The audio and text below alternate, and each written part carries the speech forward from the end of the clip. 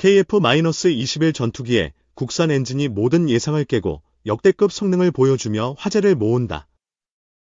한국은 드디어 전투기 엔진 독립을 실현하며 항공기술 강국으로 자리매김하고 있다. 이번 시험에서 국산 엔진은 최고 출력, 연료 효율, 진동 안정성 등 모든 부문에서 기록을 경신했다.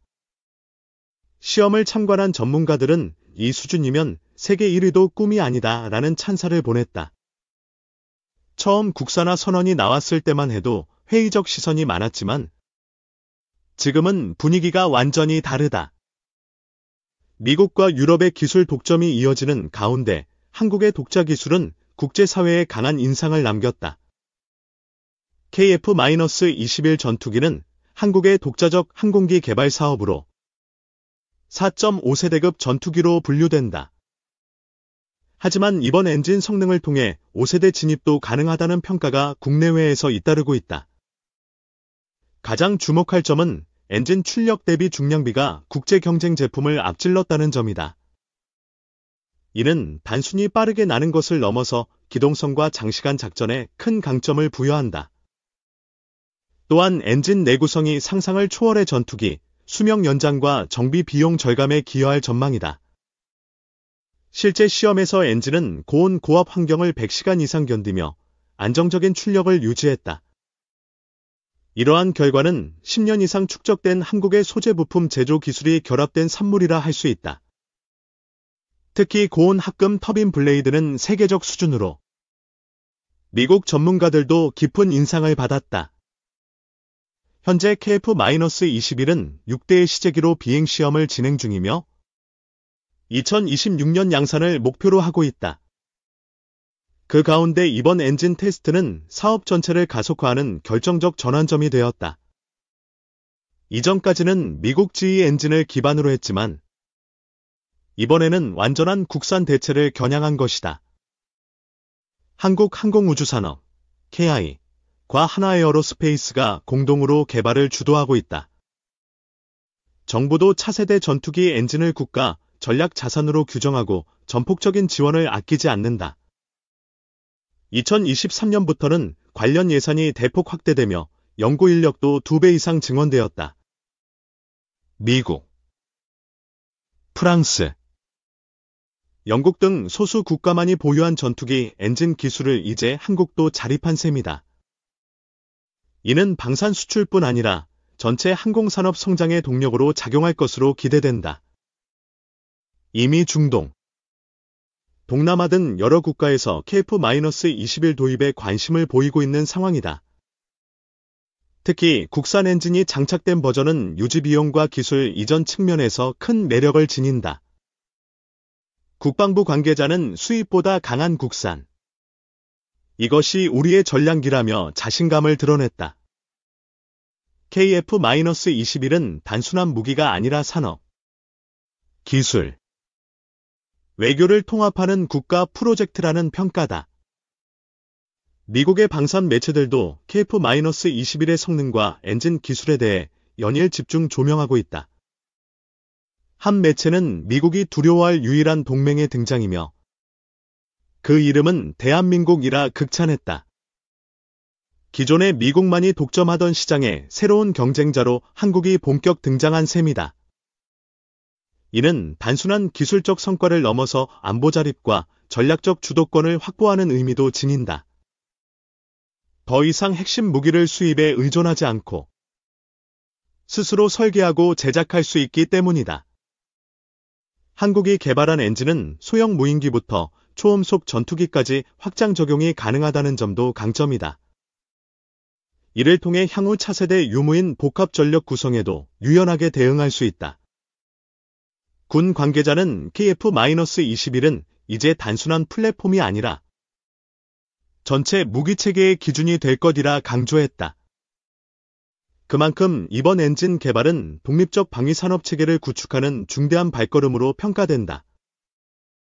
전문가들은 엔진의 설계 자유도가 높고 소프트웨어 통합 능력 또한 뛰어나다고 분석했다. 이는 향후 전자전, 드론 연동, 인공지능 기반 제어에도 유리한 구조라는 것이다.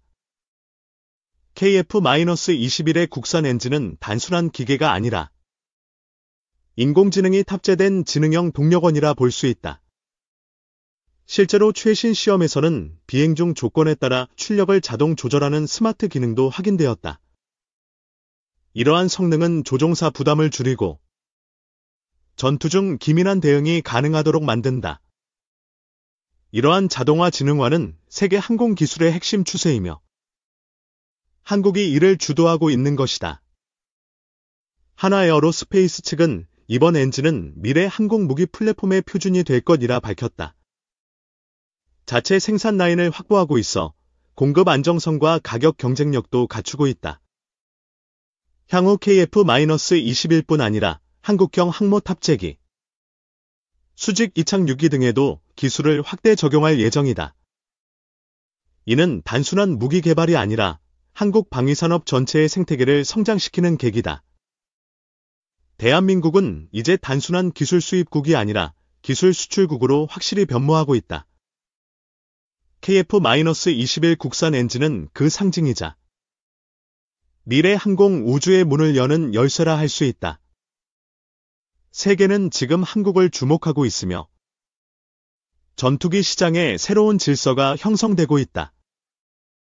기술력, 실용성, 확장성 모두 갖춘 대한민국 엔진은 가장 주목받는 이름이 되었다.